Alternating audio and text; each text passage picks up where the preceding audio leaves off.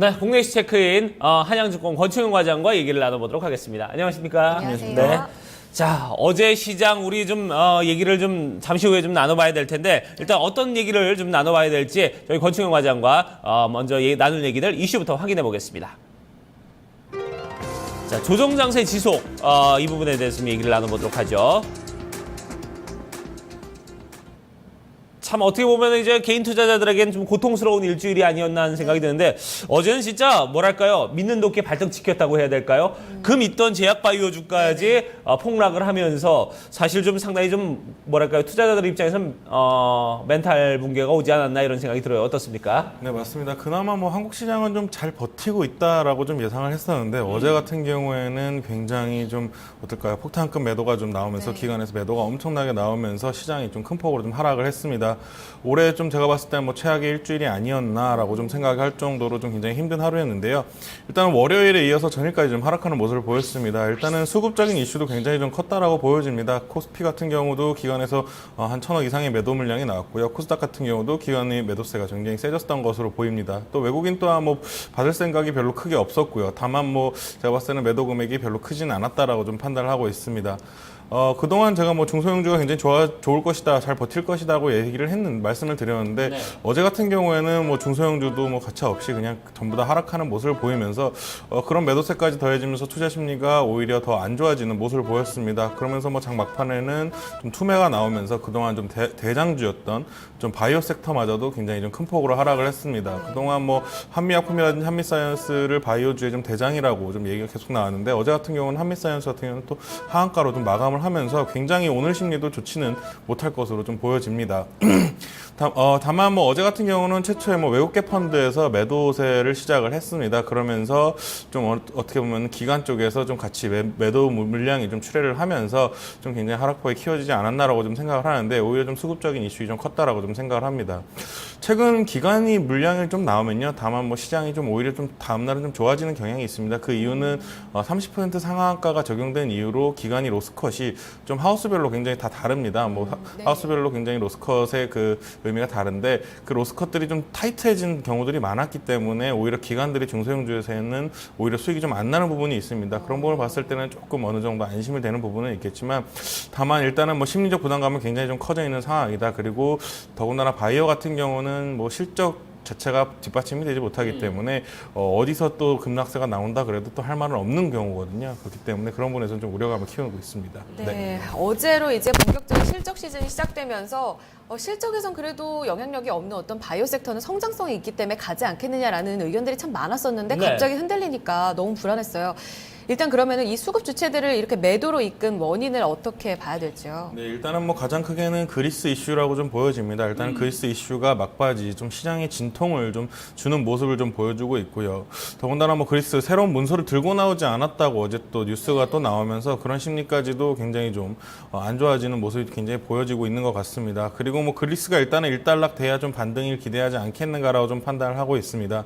그리고 뭐 그리스 같은 경우는 디폴트 하더라도 시장의 충격은 별로 크지 않을 거라고 좀 개인적으로 좀 생각을 하고 있습니다. 일단은 뭐 그리스 전체적으로 봤을 때 제가 그리스를 뭐 비하하는 발언은 아니지만 그리스 전체가 뭐 삼성전자 수준 정도밖에 안 되는 국가로 좀 보여집니다. GDP가 한 200조이기 때문에 삼성전자가 1년에 한 200조 정도의 매출을 하고 있는 것으로 봤을 때는 뭐 물론 삼성전자가 뭐 망한다면은 글로벌 증시에 굉장히 큰 타격을 줄 수는 있겠지만 제가 봤을 때는 그 정도 수준으로 좀 보시면은 큰 진통은 없을 것이다라고 좀 보여집니다. 다만 기술적으로 굉장히 좀 부담스러운 위치에 있었고요.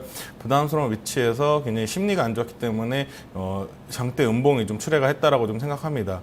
일단은 기술적으로는 코스피 같은 경우는 한 2010포인트까지 열어두셔도 될 것 같고요. 코스닥 같은 경우는 710포인트에서 지지를 받을 가능성이 높습니다. 일단은 뭐 오늘 미국장이 좀 괜찮게 끝났기 때문에 그 부분까지는 설마 가겠냐 싶겠지만 일단은 그래도 좀 열어는 두시고 좀 시장을 좀 공격적으로 대응하기보다는 좀 소극적으로 좀 보셔도 될 때라고 좀 판단을 하고 있습니다. 네. 자, 일단 시장은 조금 더 좀 소극적으로 좀 보고 거기에서 좀 2010포인트까지 좀 일단 지지선으로 좀 보자. 그리고 코스닥은 710포인트 정도까지를 좀 바닥권으로 좀 보고 여기서 좀 다시 한번 좀 투자를 모색해보자 이런 의견을 주셨는데 뭐 오늘 저희가 뭐 계속해서 저희뿐만 아니라 어느 방송에서든지 아마 오늘 계속해서 뭐 제약바이오에 대해서 좀 얘기를 주구장창 하지 않을까 하는 생각이 듭니다.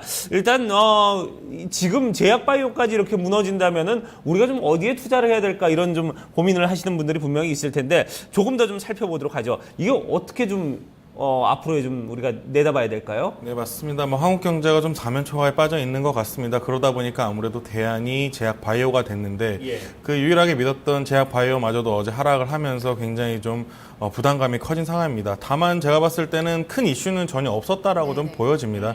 일단은 보통 바이오 섹터가 주저앉기 위해서는 뭐 임상 실험이라든지 기술적 이슈가 발생을 해서 그런 섹터가 좀 깨지는 모습을 보였어야 했는데 어제 같은 경우는 뭐 다들 아시다시피 외국적 헬스펀드 쪽에서 일단은 고점에서 좀 매도 물량이 출혈을 하면서 뭐 상한가 제도 같은 경우도 어차피 좀 커지다 보니까 예전 같았으면은 15%에서 먼저 일단 하한가를 찍고 좀 반등하는 모습을 보였을 거라고 좀 생각을 합니다. 다만 어제 같은 경우는 이제 바닥이 좀 많이 아래쪽으로 내려가 있다 보니까 심리적으로 오히려 반등할 기회를 받지 못했다라고 좀 생각을 하면서 오히려 좀 그림으로는 좀 안 좋아졌다라고 좀 생각을 하고요. 보통 이런 경우에는 대장주가 이제 한번 한풀 꺾이면 옥석 가리기가 다시 시작될 것으로 좀 보입니다. 그렇기 때문에 뭐 대장주 기대감으로 뭐 동시다발적 상승해서 이제 라이센스 아웃이 되는 뭐 아니면은 뭐 기술적 우위 있는 업체들이 이제 추가적인 상승이 가능할 것이라고 좀 보이고요.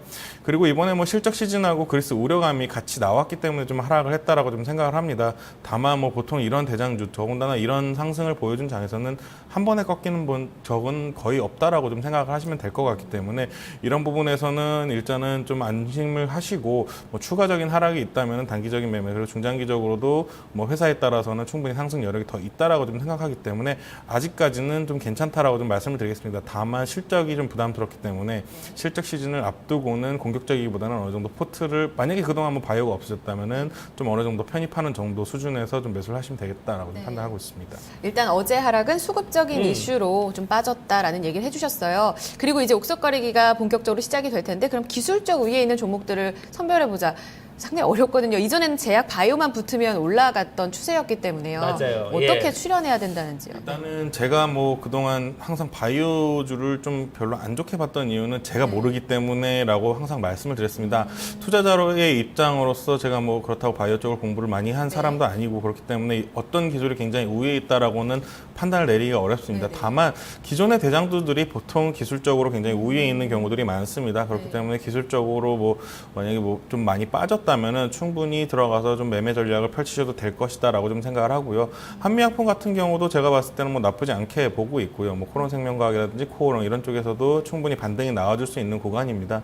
그렇기 때문에 제가 봤을 때는 기존 대장주 위주로 좀 매매를 하시면 되겠다라고 좀 생각하고 있습니다. 네, 그래요. 자, 제약주까지 좀 마무리를 지었는데 그렇다면 오늘 시장 좀 추가적으로 네. 업종 전략을 어떻게 봐야 될지 코멘트 그러니까요. 주실까요? 우리가 좀 제약바이오만 지금 보고 있을 수는 없잖아요. 예, 좀 뭔가 좀 다른 업황을 좀 찾아봐야 될 텐데. 예. 네, 맞습니다. 오늘 뭐 시장이 좋지 않아가지고 특별히 뭐 대안으로 뭐 추천주는 가지고 나오지 않았습니다. 다만 뭐 지금 시장에서 나오는 이슈들을 봤을 때 봐야 할 업황들이 좀 몇 가지가 있다라고 좀 보여지고요. 일단은 기존에 굉장히 좀 좋았던 화장품주를 좀 보셔도 될 것 같습니다. 지금 굉장히 좀 안 좋은 상황을 좀 지나고 있습니다. 더군다나 뭐 6월 달에 거의 최악의 수준을 지났는데 어제 또 뉴스가 나왔더라고요. 중국인 관광객이 한 200% 정도 전주 대비 좀 성장하는 모습을 보였다. 그렇다면은 제가 봤을 때는 뭐 실적적인 측면에서 바로 바뀌진 않을 것 같습니다. 다만 센티가 좀 변할 가능성이 많기 때문에 화장품이 좀 좋아 보이고요.